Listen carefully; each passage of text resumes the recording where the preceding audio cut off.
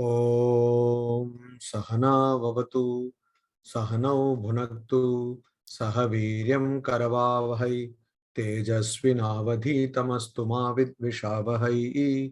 ॐ शान्ति शान्ति शान्तिः। हरि ओम।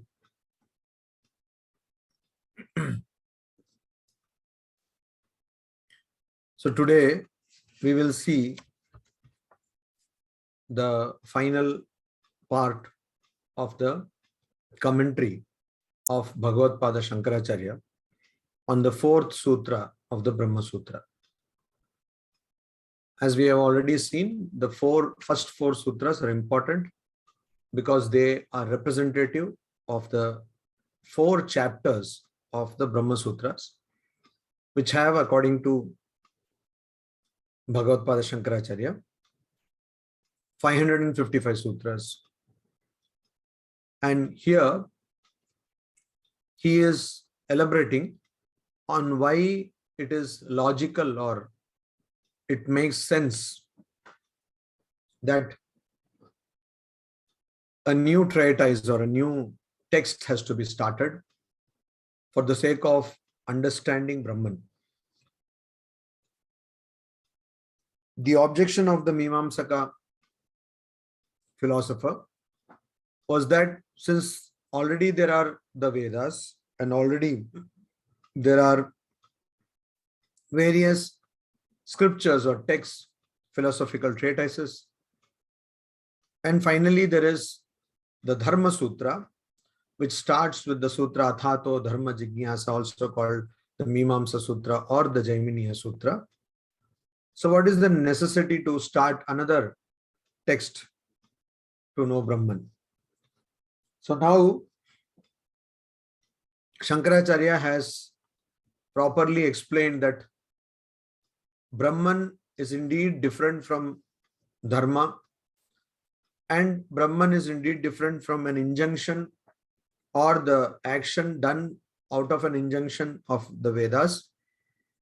And therefore, inquiry into Brahman or the desire to know Brahman is definitely different from the desire to know Dharma.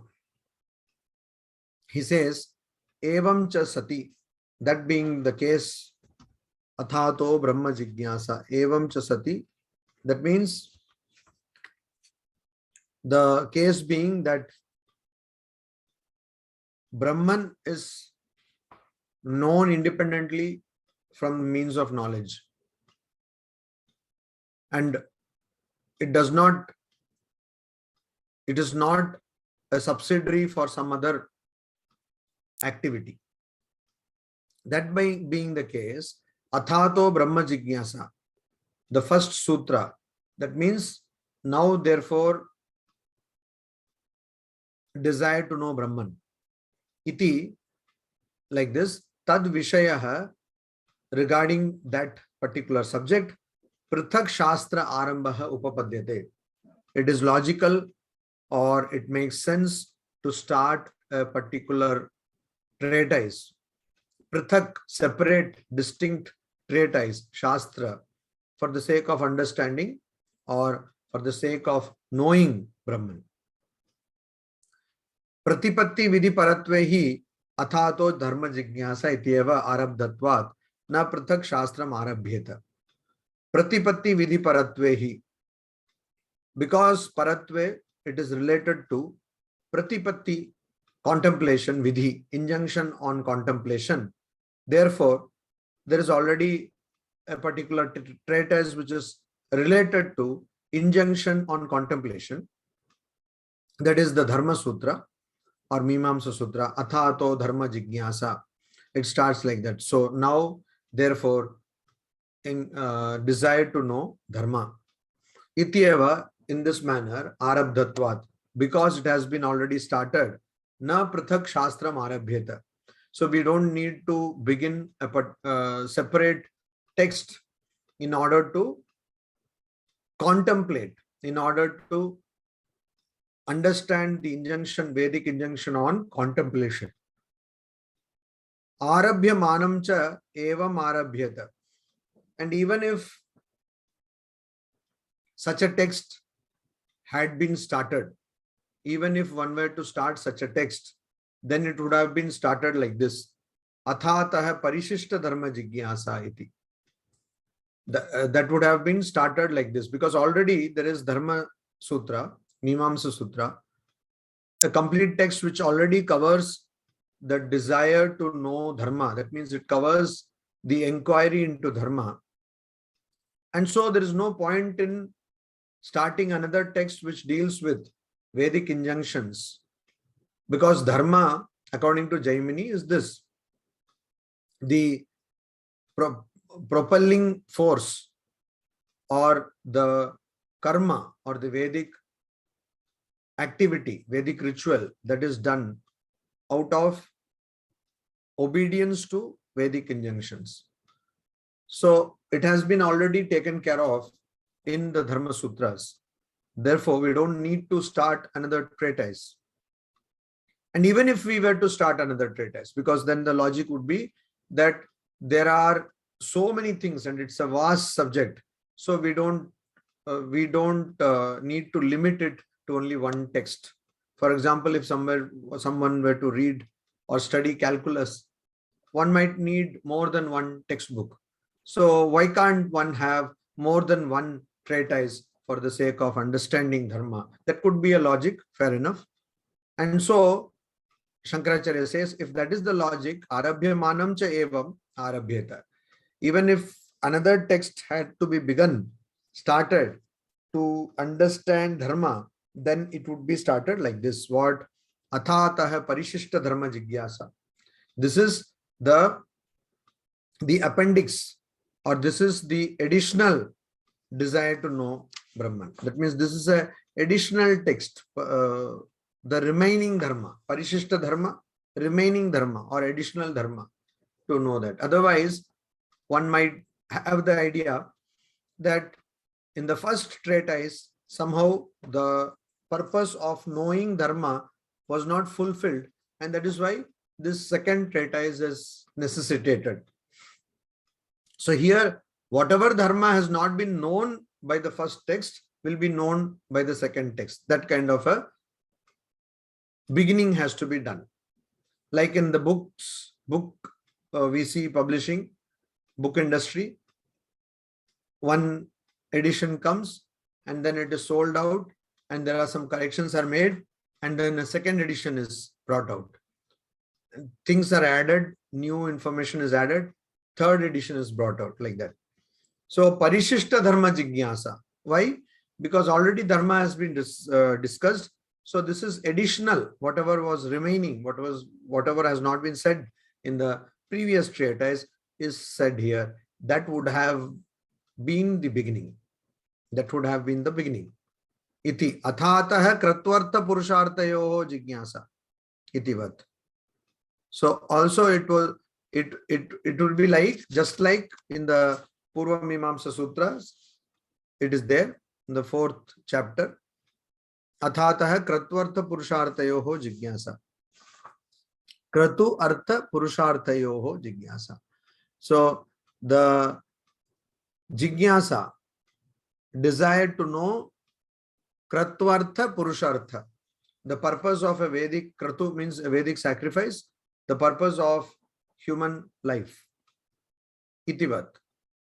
Similarly, this is a Purva Mimamsa Sutra. So similarly, that would have been, if we were to start a new treatise, it would have been started like this. Athatah parishishta dharma jigyasa. Now, here again, Shankaracharya says, Brahma atmaikya avagati hitu apratigyata iti tadartha yukta shastra arambha athato brahma jigyasa. So in the previous treatise, that is the Dharma Sutra, Brahma Atma Aikya Avagatihi tu, but the Avagati, the knowledge of or the realization of the identity of Brahman and Atman is apratigyata. It has not been told there. It has not been discussed there. And therefore, tadartaha yuktaha shastra arambha. So it is quite plausible or quite logical to start a particular treatise for that purpose, for the purpose of understanding what is Brahman, for the purpose of discussing Brahman. And so that is Athato Brahma Jigyasa. That is started with those words, Athato Brahma Jigyasa. So now, therefore, the desire to know Brahman, Athato Brahma Jigyasa. Tasmad, therefore, Aham Brahmasmi, with the words Aham Brahmasmi, iti etat avasanaha eva sarve vidayah sarvani cha itrani pramanani. So when a person gets the realization that I am Brahman, iti etat avasanaha eva, all the sarve vidayah, all the injunctions, Vedic injunctions, avasanaha, they terminate when a person understands that one is Brahman. Aham Brahmasmi. Because then there is no scope for any further action. Action stops there. Sarvani chaitrani pramanani. Also, when a person understands that one is Brahman, one is identical with Brahman, then the triad of knowledge, also called Triputi Bheda, that is the knower, the means of knowledge, and that which is known, this also vanishes because there is no duality. And of course, the process of knowledge can take place only in the realm of duality. So duality ceases to exist. And because duality ceases to exist, there can never be the process of knowledge itself, the empirical knowledge. That's what we're talking about. So not only upon the realization of the identity of Brahman and Atman, by the statement which is testified by the statement, declared by the statement, Aham Brahmasmi, I am Brahman, then all the injunctions, Vedic injunctions, they terminate there. Means that is their limit. Vedic injunctions cannot operate when a person has understood or when a person is established in the identity of oneself with Brahman. Sri Ramakrishna, when he was in Dakshineshwar, at a point during his sadhana, he saw that he could not offer water. He could not offer water because water used to seep through the fingers. So he said that this state is called Galita Hasta. So one cannot do any rituals because that person has gone beyond the ego identity, distinct individuality which is necessary to perform any ritual or any action. Kartritva, the idea that I am the doer. So that idea that I am the agency, I am the doer is necessary to perform any kind of activity, also any kind of Vedic ritual. And a person who is established in one's egoless state or one who transcends this ego is unable to perform any ritual. So that is what happens. So the limit of ritual is the realization that I am Brahman. Also because in our empirical dealings, in our transactions in the world, in the realm of duality, we use the means of knowledge. As we have seen in the Adhyasa Bhashya of Bhagavad Pada Shankaracharya, that all the means of knowledge are also definitely belonging to the realm or plane of Adhyasa. All that you see as knowledge is nothing but superimposition. There is nothing really called knowledge in that sense, in the empirical sense. It is just an extension of ignorance. So whatever we think we know, actually we don't know that. We are only adding more and more coverings on our true nature. So they are more coverings of ignorance. So all those knowledge and the means of knowledge. What are the means of knowledge? pratyaksha. Pratyaksha. Pratyaksha is the means of knowledge, direct perception. Anumana, anumana, inference. Upamana, anupalabdhi, arthapatti, shabda. All these are 6 pramanas. So, pratyaksha, anumana, upamana, anupalabdhi, arthapatti, shabda. All these pramanas, they help us to get knowledge only when we are on the plane of ignorance. It is not possible to gain knowledge in this manner using the triad of knowledge, that is the knower, the process of knowing, and the known. Jnatra, Jnaya, and Jnana. This is the triad of, these are the triad of knowledge. Triputi. And this Triputi ceases to exist when one goes beyond, transcends the realm of ignorance. And so, Aham Brahmasmi is all that is to be known, and that too is presented like that by the Upanishads. In reality, one will not have any idea of any distinctions such as I or Brahman. So when a person realizes this, that person has nothing else to compare it with, or there is no other reference point. It is not, I have known apple, Aham Brahmasmi, or somebody eats apple, I say, I am apple. It's not like that. It's not like that. So you have no distinct idea of yourself being distinct from an entity called Brahman. But for the sake of our understanding, for the sake of our convenience, the Upanishads present them in such a manner, because when that realization happens, that is also on a plane beyond the Vedas, beyond the scriptures, beyond the Upanishads. So that is the avasanaha, that is the end, that is the limit, that is the outside limit, the boundary of all Vedic injunctions and all pramanani, all means of knowledge. Why? Nahi aheya anupadeya advaita atma avagatau satyam nirvishayani apramatrikani cha pramanani bhavatum arhanti iti. Also, nahi, definitely, aheya anupadeya advaita atma avagatau. Upon realizing avagatau satyam, when one realizes or on realizing the advaita atma, non-dual self, which is aheya anupadeya, which cannot be rejected, which cannot be accepted. It cannot be rejected because it is always there. Shashwata, it is eternal.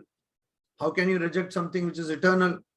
The very concept of rejection or acceptance is a mental construct. It's a mental concept. It's a notion. Whereas Brahman is beyond mind and beyond sense objects, beyond sense organs also. So that is why it cannot be rejected. Aheya. Anupadeya, it cannot be also accepted, because you can accept only that which has not got accepted before your acceptance. That means something which was not acknowledged before you are accepting it. How can Brahman be not acknowledged before you accept it?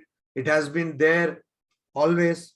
It is Shashwata, eternal. So it cannot be accepted. It cannot be rejected. And so therefore, nirvishayani, it is something which does not have content. There is no content, because for something to have content, that thing or that entity should know the content. So again, we fall into the trap of the triad of knowledge. Jnatra, Jnaya, the knower and the known. Whereas in Brahman, it is Advaita, non-dual. So how can there be a known and the knower? There is only knower. There is nothing known, because there is nothing to be known other than Brahman. So it is like, it's called, it is self evident. It is self-evident. It is Swayam Samvedya. So it knows itself. It knows itself. And so because it knows itself in a peculiar manner, which is different from the subject-object understanding which we have in the empirical world, and so therefore it does not have any content. Because if you will, if we can have a play on words, it is contentless because it is content with itself. So there is no content required. Atmarati, Atma Tripta. So what is the content? We need content. OTT. OTT. People are always OTT, OTT they are doing. OTT they are doing because they need content. Why? Because you are contentless. No contentment. That's why external content is necessary. Whereas if you are content in yourself, there is no content is necessary. External content is not necessary. Self-content. So, nirvishayani, because this subject-object relationship ceases to exist. You see, this is specifically pointed out by Bhagavad-pada Shankaracharya Deva. That is his master stroke, because he starts his Adhyasa Bhashya with the words Yushmad Asmad. So you and I, or you and we. So that is the problem.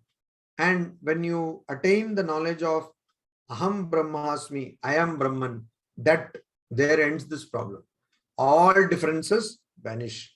And so because there is no difference, then there is apramatra kani. There is not only no content, there is nobody to know that content. Apramatra. So there is no agent now. There is no pramatra. Cha pramanani bhavitum arahanti iti. So pramanani also, they are not there. So because there is nothing to be known, content means we can say it is jnaya. There is nothing which has to be known, and so there is no person who will know. And so these means of knowledge which are contentless, nirvishayani pramanani, these means of knowledge become contentless. There is no content because there is nothing to know. And so they will become what? They will become useless. They become useless. What become useless? The means of knowledge become useless. So pratyaksha pramana, you see something. Only if you see something, pratyaksha pramana is valid. If you don't see something, how can pratyaksha pramana be valid? It cannot be valid. If all your sense organs are not working, and how can you use pratyaksha pramana? You cannot use. Your sense organs should be working. Only then you can use pratyaksha pramana. So similarly, when there is no content to know, how can a means of knowledge which is necessary when you want to know something work? It cannot work. So it is like this. A person, you might have heard this, but I just wanted to tell this story here. So this is a person went to an optical store, went to an eye doctor. Usually optical store, there will be an eye doctor also sitting there. Like in jewelry shops, they have an astrologer there. The astrologer will tell what kind of stone you have to wear. So this person was there and went to this optical store, and he was referred to this ophthalmologist. He checked his eyes and he said, no, you just, I'll check your eyes properly. Just look at the chart and read. And this person could not read anything. So the ophthalmologist eye doctor was very much disturbed. And so he put a lot of lenses and said, can you read? Can you read? Can you read? After a lot of time and so many lenses were used, still this person cannot read. And then he was fed up because all of his lenses he has used. And then he says, that means your eyes have serious problem. You are not able to read. Then that person says, but doctor, I have to tell you something. What? I don't know how to read and write. So this, of course, you have heard 1,000 times, but anyway, I wanted to tell this. So I don't know how to read and write. So there is no content. How can means of knowledge understand that content? Or how can means of knowledge help you know that content where there is nothing to be known? That is the idea here. Just like the person could not read the chart, not because he had failing eyesight. His eyesight will not help because he does not have the knowledge to read those letters. Similarly, so those pramanas, these means of knowledge, the 6 means of knowledge, pratyaksha, anumana, upamana, arthapatti, anupalabdhi, shabda, etc., they become meaningless, useless, futile if a person attains the knowledge of Brahman. Apicha ahuhu, also it has been said, gaunam gauna mithyatmano asatve putra dehadi badhanat. Gauna, that means that which is of a figurative value or that which is secondary value, that gauna mithya atmano asatve, upon asatve, non-existence, upon the non-existence of the false mithya atmana, gauna, which is figurative and also false, atman, putra dehadi badhanat. All the differences because of why the atman ceases to exist, means atman means the illusory atman, that is the self with the lowercase self, s, self with lowercase s. That means the self which is embodied self, which is a limited self, an idea of a limited self. That gauna mithya atmanah asatve, upon the non-existence or the vanishing of gauna, figurative and illusory idea of oneself. Why does it vanish? Because putra dehadi badhanat. Because putra means possession, my son, and deha means identifying oneself with the body. So I and mine, etc. All these other things like that, I and mine, they are badhanat, they are transcended, they are sublated, they are transcended. So all these I and mine cease to exist. What in Adhyasa Varsha Bhagavad Shankaracharya says, kartrutva bhoktrutva, they cease to exist. And so sad brahma atma aham iti evam bodhi karyam katham bhavet. So here this is a quotation actually. Apicha ahu, it has been already told like that. What has been told? When these illusory and figurative idea of self or the lower self does not exist, stops to exist, then what happens? Then from where will the knowledge of aham brahmasmi come? That is the idea. Sad brahma atma aham iti evam. That means I am the eternal Brahman. Bodhi karyam katham bhavet. Where from this knowledge will come? Where from this knowledge will come? So that knowledge cannot be karyam bhavet. It cannot be an act which has to be done. When your lower self is ceasing to exist, then this atma aham iti evam bodham, this knowledge that I am the Brahman, I am Brahma Atma Aham, I that Brahman, I am that Brahman, that Atma, that Brahman, I am that which is eternal. This bodhi, this knowledge does not become something which has to be done, which has to be performed, or which is dependent on an action. Katham bhavat, how can that be? Why it can't be? Because all these body and possessions have been transcended. So definitely one cannot have the idea of agency or kartrutva or doer at that state. अन्वेष्टव्यम अन्वेष्टव्य आत्मविज्ञानात् प्राक् प्रमातृत्व आत्मनः. So pramatritva, atmanah pramatritva, the condition or the state of a person being the knower, pramatru, that exists only anveshtavya atma vijnanat prak, before, prior to anveshtavya atma vijnanat, prior to the realization of that atman which was inquired upon, which was being sought. Anveshtavyam Atma Vijnanat Prak. So prior to the realization of the self, which is sought or which needs to be sought. Anveshtavya. Again, it's like a command. Anveshtavya. So Anvishtaha Syat Pramata Eva Papma Doshadi Varjitaha.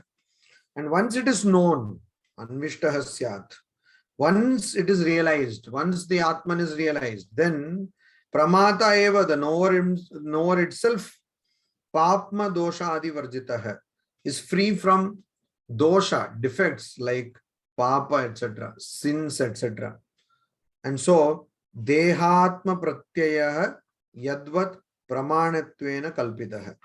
So, the Deha Atma Pratyaya, Pratyaya means cognition, notion, the idea of the self as body, Yadvat, it is just as Pramanatvena as valid cognition, Kalpitaha is assumed. So, Yadvat, just as Pramanatvena as valid cognition is assumed, when it is assumed, it is assumed, body is assumed to be Pramanatvena by the means of valid cognition. As a valid cognition, it is assumed to be valid cognition. What? That Deha Atma, that I am the body. The idea that the self is the body is assumed to be valid on Laukikam, the empirical plane.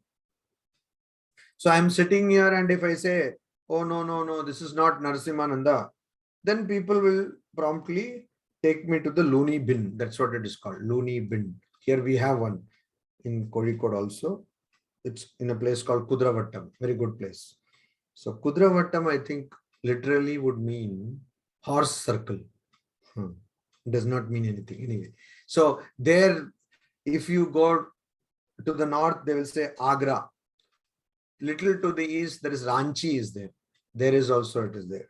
So such places are in Chennai. Some people will say Keel Park, etc. So all these lunatic asylum. Please don't take me wrong. It's really a difficult condition to be mentally ill. So though we make fun of that, we have to be also sensitive to that. So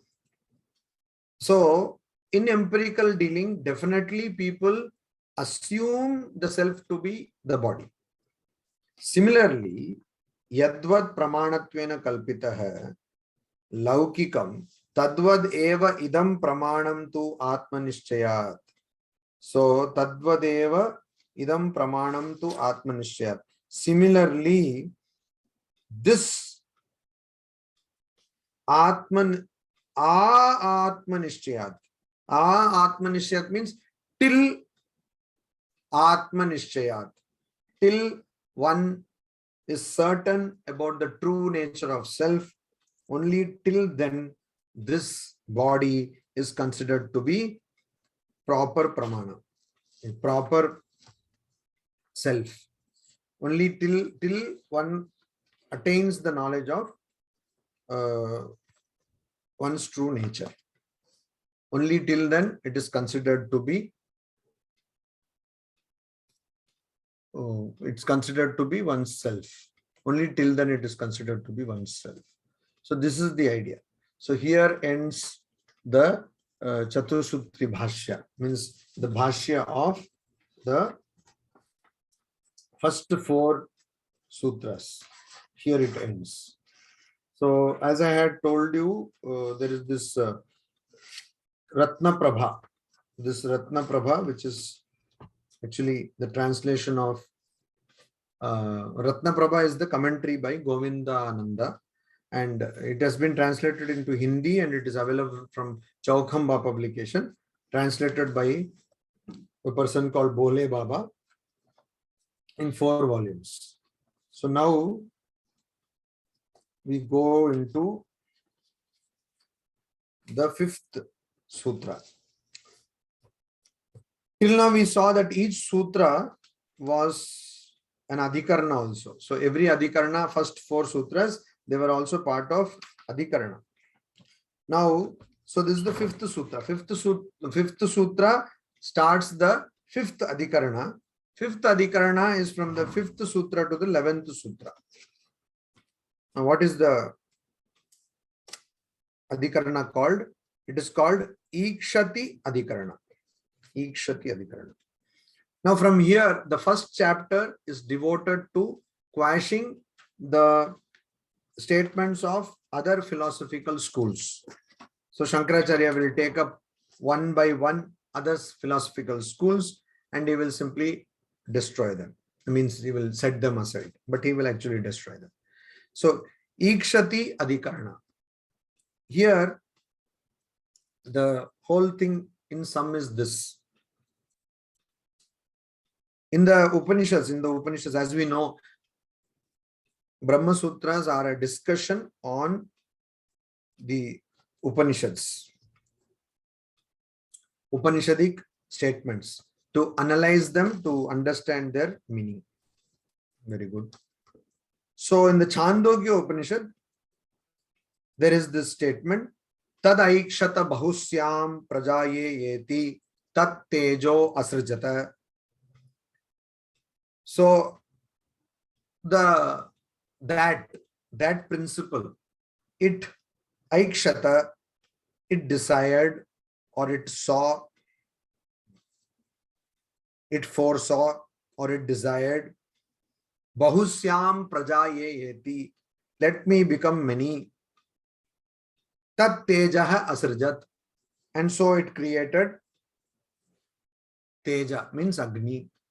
That is the statement. Chandogya Upanishad, 6th chapter, 2nd section, 3rd mantra.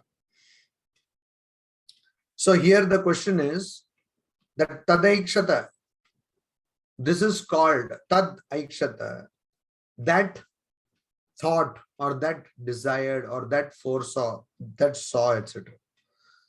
This is called the cause of the universe. Now the question is this cause of the universe what is called Pradhana by the Sankhya philosophy, or is this cause of the universe what is called Brahman by Advaitins, Advaita Vedanta? That is the question. And obviously the opponent, which is set by the Bhashyakara himself. So this premise or this argument of the opponent party is put forward by whom? By the Bhashyakara himself, of course. So the Bhashyakara says that this is the opponent's viewpoint. Who is the opponent here? Sankhya philosophy, of course, because it is in Sankhya philosophy that Pradhana is considered to be one kind of cause. So here, yes, why should not Pradhana be the cause of the world, universe? Because it is endowed with knowledge, it is endowed with action. So it is not true that Brahman, which can neither act or neither know, it is without any property, it is nirguna, and it is also not having any form, etc. So this is not the cause of the universe, but Brahman is not the cause of the universe, but Pradhana is the cause of the universe. This is the objection of the Sankhya philosopher. And the Advaita Vedantin quashes this argument, saying that, you see, what is the Upanishad saying? Tad aikshata, it imagined or it thought or it saw, etc. So this ikshana,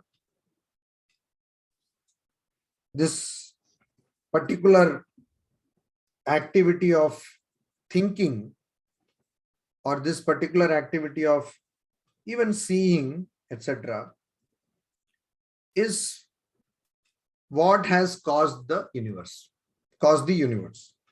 And that principle, which is called Brahman, also did this activity.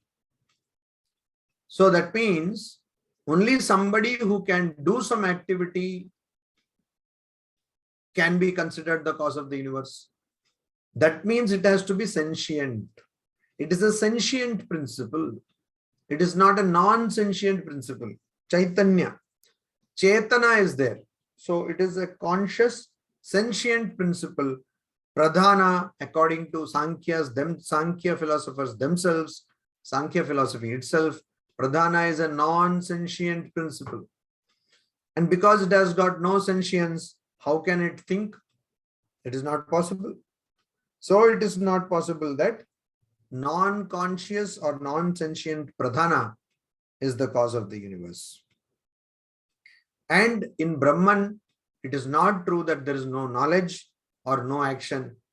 Knowledge and action is there, that is brought by ignorance, adhyasa, avidya or maya.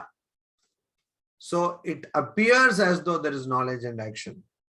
So that is why if one were to say that Pradhana is the cause of the universe, then it will lead us to the ridiculous position, ridiculous understanding that something that is non-sentient can actually produce that something is sentient. How can something which is conscious be produced from something that is unconscious? How can something which is unsentient, non-sentient, be produced from something which is sentient? That will be a ridiculous statement. It will be illogical. And so we conclude that Pradhana is not the cause of the universe, but definitely Brahman is the cause of the universe. This is what is going to be discussed in these 7 sutras. So now we go to the Bhashya. So we know this is the Bhashya is some before the sutra starts, there is this Bhashya, which is the introductory kind of preamble to the sutra. Evam tavat Vedanta Vakyanam Brahma Avagati Prayojananam Brahma Atmani Tatparyena Samanvitanam Antarena Api Karya Anupravesham Brahmani Paryavasanam Uktam. So here it is a continuation from the last part of the last passage of the commentary on the previous sutra. That is the 4th sutra. So here it says, Evam Tavad, in this manner, Vedanta Vakyanam, of the Vedantic sentences, Brahma Atma Avagati Prayojananam. What kind of Vedantic sentences? Vedantic sentences which have as their purpose Brahma Atma Avagati. The Avagati, knowledge of the identity of Brahman and Atman. The knowledge that Brahman is Atman or Atman is Brahman. I am Atma Brahma. So that is the purpose of Vedanta Vakyanam, Vedantic passages. Brahma Atmani Tatparyena Samanvitanam. Also, they are Samanvita. They are harmonized or they are synchronized. There is a synthesis of what? Tatparyena, their meaning of Brahma Atmani. Their meaning of Brahman being in Atman, or Brahman and Atman being same. So that is synthesized there. That is what Tattu Samanvayat. So all the Vedantic sentences talk of the same thing. There is a harmony, there is a symphony, there is a synthesis. So though it is like that, Samanvitanam antarena api,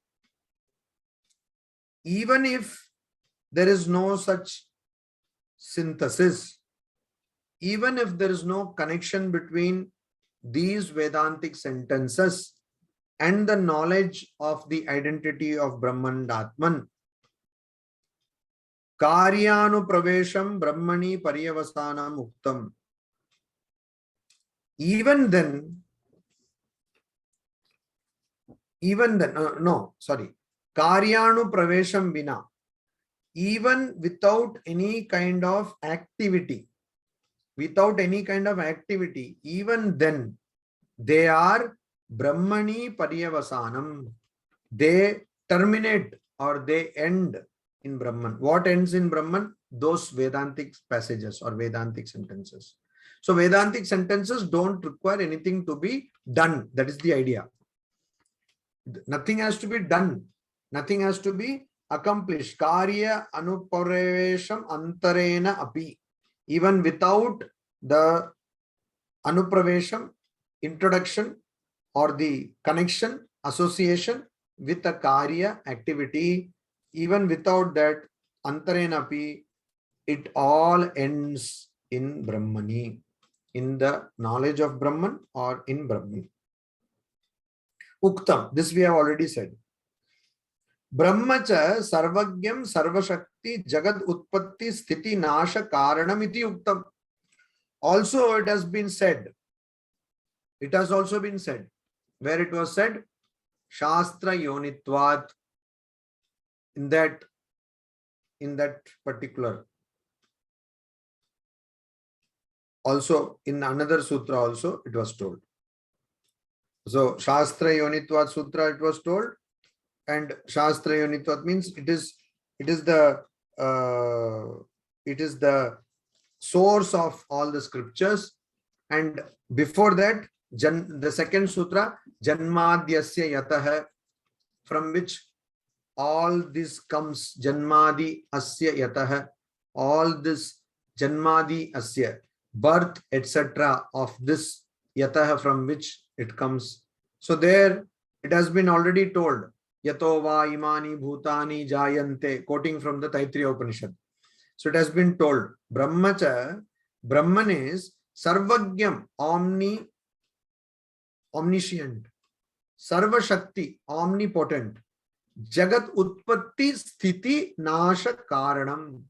So Janmadhyasya Yatah, the second sutra, it talks about this, that it is born, it is maintained, and it is destroyed.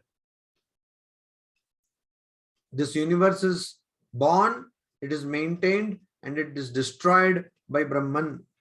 That also we have told. Sankhyadayahatu, but the Sankhya philosophers, Parinishtitam vastu pramana antara gamyameva iti manyamanaha. So they believe, they believe, what do they believe? Parinishtitam vastu pramana antara gamyameva iti. That an established entity, Parinishtita vastu, an established entity can be known.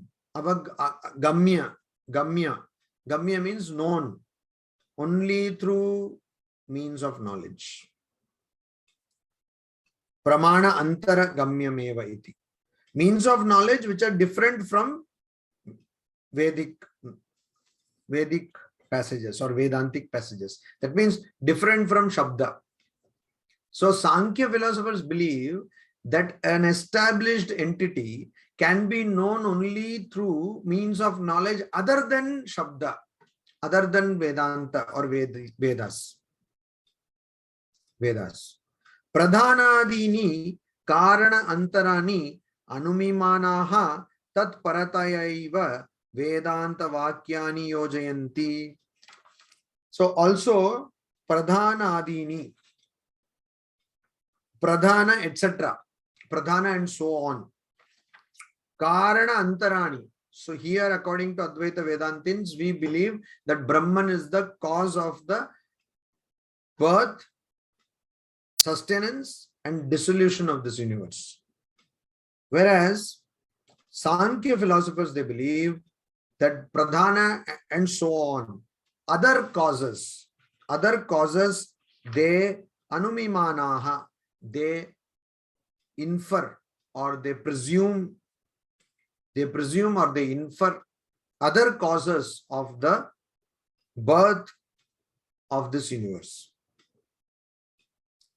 Tat paratayaiva Vedanta vakyani yojayanti. And so they take the same Vedantic passages which we are talking about, the Upanishadic passages, and they connect it to this concept that Pradhana is the cause of this universe. Tat paratayaiva means they use it in connection with the concept that Pradhana is the cause of the universe. So here, this is the problem. Sarveshu eva Vedanta vakyeshu srishti vishayeshu anumanenaiva karyena karanam lilakshayishitam. So also Sarveshu eva Vedanta vakyeshu, all Vedantic passages, srishti vishayeshu anumanenaiva. So these Sankhyan philosophers, what do? They say that all Vedantic passages, srishti vishayeshu anumanenaiva karyena karanam lilakshayishitam. They want to show, lilakshayisha means the desire to show. So they want to show that all the Vedantic passages, they are those Vedantic passages which are Srishti Vishayeshu, which are talking about the subject of creation. Creation of what? Creation of this universe. Anumanenaiva karyena karanam. So these Sankhyan philosophers, only through inference or anumana, they want to show us the cause of the effect. Karyena karanam. So they want to infer the cause from the effect, They want to infer the cause from the effect. Just like when we eat some food, we can know if there is some jeera is put, means we know, oh, jeera has been put, like that. So you see the effect and you see the cause, infer from that. Similarly, the Sankhyan philosophers are trying to find the jeera. They are trying to find the cause by the effect. They are inferring. So here we will stop today. Om Shanti Shanti Shanti Hari Om Tat Sat Shri Ramakrishna Arpanamastu. So those who have not bought the books, please buy them. You can buy either the Hindi translation or there are English translations are also available. So best thing is to buy the translation by Swami Gambhiranandaji, because many great Brahmagyanis have said that, Gambhiranji himself was a Brahmagyani, that this translation is very close to the original. So, but in that book, there is no Sanskrit text, so one will have to get a Sanskrit text. It is available for free on the internet, and one can download it. There is a website called advaitasharada.net. advaitasharada.net. It's a wonderful website from the Sharada Mutt Sringeri Sharada Mutt. All the Prasthanatraya, whatever Bhagavad Pada Shankaracharya has written, everything is available there. Of course, in Sanskrita. And glosses on that are also available. So somebody has, suppose here, for example, Ratna Prabha is also available there. So all the Upanishads are available. Everything is available. Anandagiri Tika is available. So it's a very nice, beautiful website where you can also search the text. Whole text you can search for a particular word or something. So that one can go, and from there one can copy and paste that entire Brahma Sutra Bhashya text, and one can follow it with the help of Gambhiranandaji's translation. Either one can do that, or if somebody knows Hindi, they can get this book and read. If one also does not know that, then you have to simply depend on the class. Anyway, but please have the Sanskrit text, because then it will help you in understanding the word meanings. It will help you. And so now we will be going into the main text. We have crossed the introduction part, sort of. And so now one might think it will become difficult, but it is not. Because what in the Brahma Sutras, what happens is that whatever we have read till now, whatever we have tried to understand in the Chatusutri, in a very, very condensed form, that is elaborated like nobody's business in the Brahma Sutra. So the same point will be turned over and over and over like that. Like when you make dosa, you put first and then you again turn. Then I don't know whether afterwards you turn. I think chapati only more they turn, whatever they do. So this turning will be done again and again. And this pradhana itself will go on. See, 7 sutras to just prove the point that pradhana is not the cause of the universe. So it will go like that. So the opponent will come, and then some logic will be presented, etc. So this will go on. And I don't know how many classes it will take to finish, but the goal is not just to finish, but to understand the idea of the Vedantic passages, the Upanishadic passages, and so that hopefully we will get some good idea about that. Are there any questions today?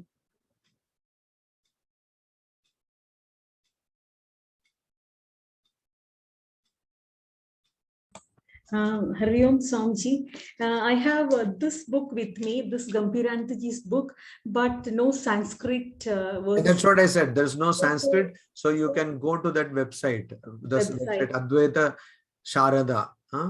Is it possible to get online? Like I can purchase it, or? No. You don't need to. Yeah, there is online. You can buy books if you are comfortable with the book. Yes. Is it that you are comfortable with the book? Then you can go to Chaukhamba. Chaukhamba. I will give you this link of this website.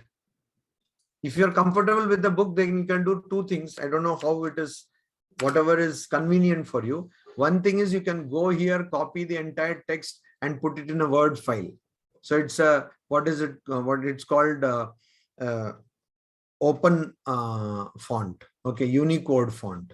So you can just copy and paste it in Word file and then give it to some person who will print and bind it for you. Either you can do that, or you can go and buy a book of Brahma Sutra Sanskrit by Chaukhamba.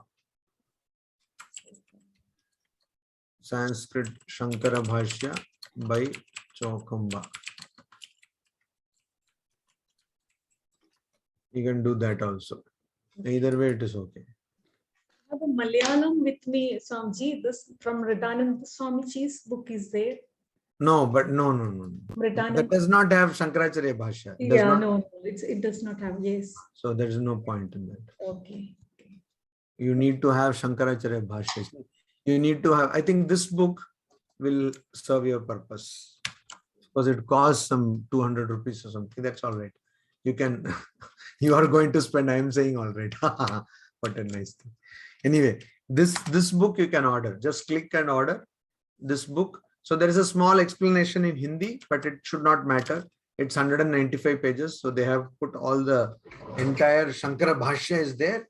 And you can, that's what, Brahma Sutra, Shankara Bhashya. That's what you need actually. And the explanation you will get in Gambhiranji's book. Okay. Thank you, Swamiji.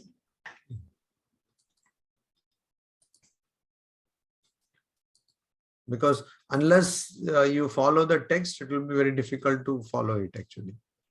So text is, and so much of effort has gone into this particular website. So that's why it's good that people, use this website.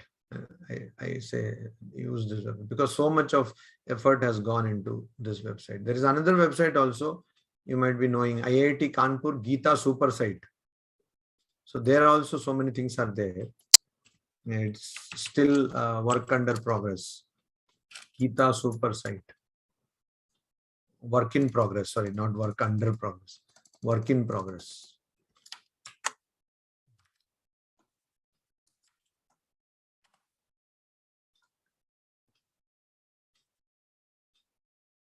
So, yeah, I think that should be fine.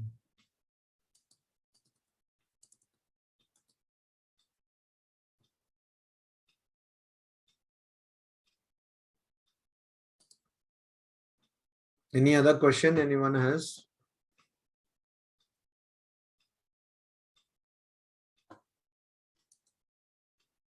Okay. Smriti ji, do you have any question? No, Swamiji. Okay. So, do you have the previous week's thing ready? Yeah, it's ready, is it? Yeah, I'll send it to you, Swamiji. Yeah. So, and do you have the book? This Brahma Sutra? Yeah, we bought Gambhirananji's book. No, Sanskrit? Yes, Swamiji, this Sharda thing you had told in the first class also. So I have downloaded that. No, that you have downloaded. Very good. Very good. Yeah. So it will be nice, I think.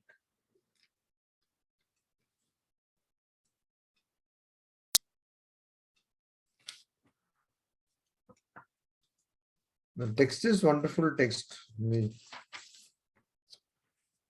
take some time, that's all. Then slowly if we go, we will finish. The first chapter has got more of what is called